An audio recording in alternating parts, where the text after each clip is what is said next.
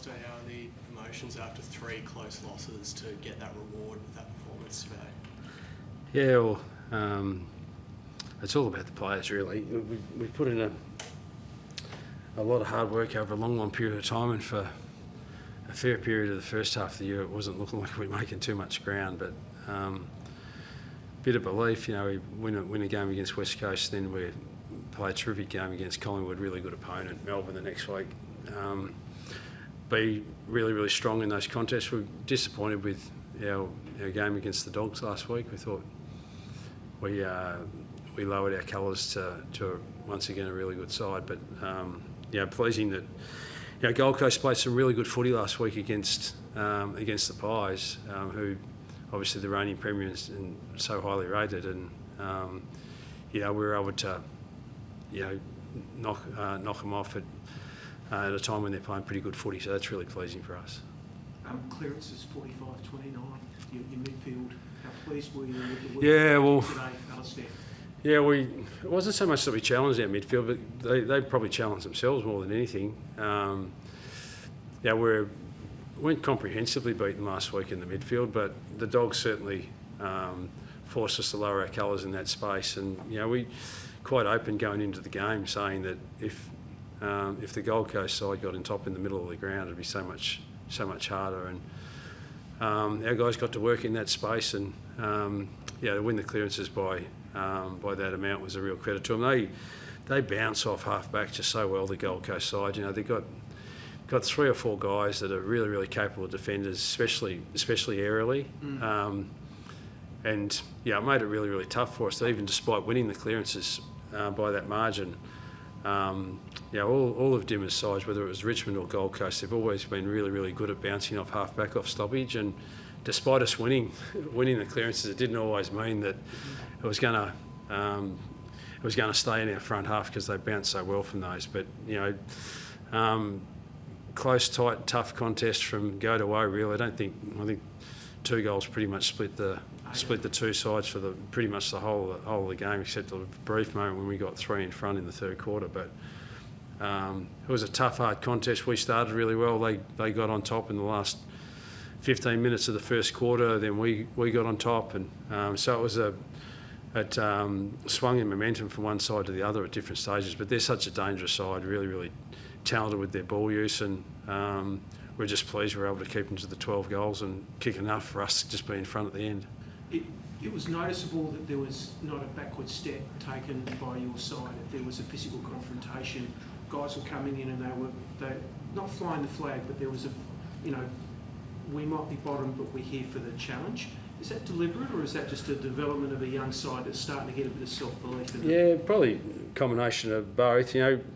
Gold Coast are a side that I think they're number one in the competition for metres gained from handball. So they'll take the ball forward by hand really quickly, and if you're not applying pressure from the back end to those over the top handballs, then they'll just slice through you. So I thought we weren't perfect in that space, but that's what had us in a lot of the contests and made the Gold Coast side rush a fair bit. 62 inside 50 entries for them to only score 12 goals. They'd be disappointed with that, but I thought that our pressure on the Gold Coast ball carrier forced them into some error with the ball, and they couldn't find their targets. Like Ben King can be a really dangerous forward, for instance, if the Gold Coast side can find him lace out with some of their kicks, but he was unable to get into the contest anywhere near as much as he usually can because of our pressure. It's your first home win since round 1 last year. How big is it for the Kangaroos this week? Yeah, well, I think it's big for our fans. We won a couple of games on the road, but it's been a long time between drinks for our Melbourne-based supporters, and that's the bulk of them. So I'm just pleased that they'd be able to be here on some of these little milestones along the way. I think that all our supporters and hopefully the wider footy community know that the journey we're on, and it's been tough at various stages, but when they can say they were there the day when it looked like the Kangaroos are starting to turn the corner and be competitive. It's 5 games in a row where we've been right in the contest. We've got a big game against Sydney next week in Sydney, so that'll be a real test for us to see just how much improvement we've made since the bye. But I think there was 17,000 or thereabouts at the game today. They'll all have a pretty special memory of watching us win a game of footy. What about Luke Davies-Uniacke's poise in that chaotic last quarter? Yeah, he was really important all day for us, really. But his last quarter was superb, and just a real shame he didn't snag that goal. I reckon it would have gone down in the archives as one of the greatest goals of all time had he kicked that. But unfortunately, just one side of the post. But he was a pretty special contributor for us. When you think of the quality of the Gold Coast midfield, I'm not sure what happened to Miller. He went out of the game through the third quarter, so we rate him really highly as a player. So him going out of the game helped us a little bit, but our guys overall, I thought, acquitted themselves really well in the middle of the ground and helped us win. Not convincingly, I might add, but we'll take any win we can get at the current time, and get ourselves ready for Sydney next week with just a little bit more spring in our step, having got the win. It's getting important, isn't it? Like, you go up there, you'll be rank outsiders, but you can take the game up to them now. Like, there's a feeling that you can, challenge them in some way.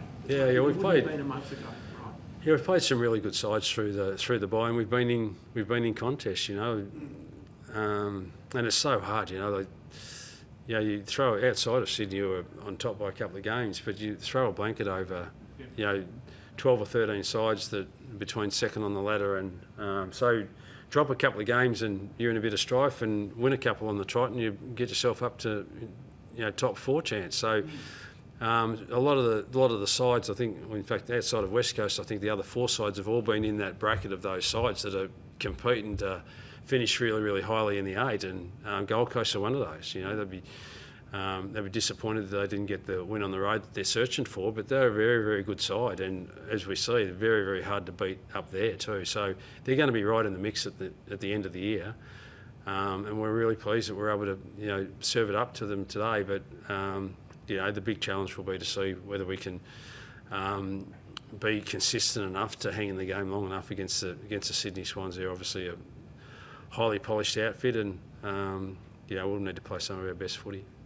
Sheasel and McKercher had pretty big days. How did you see their performances? Yeah, a little bit like what we were saying with the North supporters that came to the game and just got a glimpse of the future of our footy club.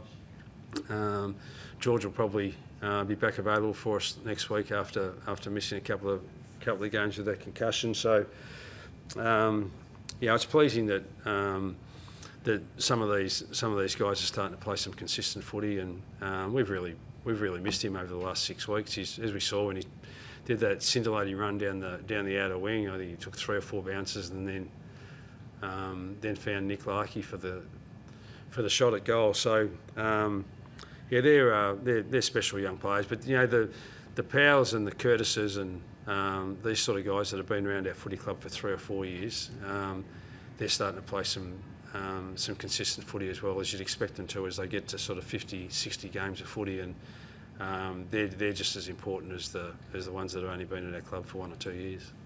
Tom Powell's torpedo in the first quarter, was that something that was talked about at all pre-game, or was that an instinct play? Well, I saw him practicing a couple of torps at training during the week, but from set shots, I was thinking save them for an after the siren win, because he nailed a couple, but I didn't expect he was going to pull that one out on the run through the middle of the ground. So, but we want to encourage our players to just to play the game that's in front of him, and just as importantly, he hit an inside kick in the last quarter that opened up the game for a Teakle goal as well. That's the sort of progress that he and those other guys like Comben and those sorts of guys that have been around a little while now are starting to make, and hopefully all our supporters and the wider footy world can see some of these guys emerging for us. Any injuries for you? No, all okay for us. Yeah, clean deck. Go on, guys. Thank you. Thank you. Cheers.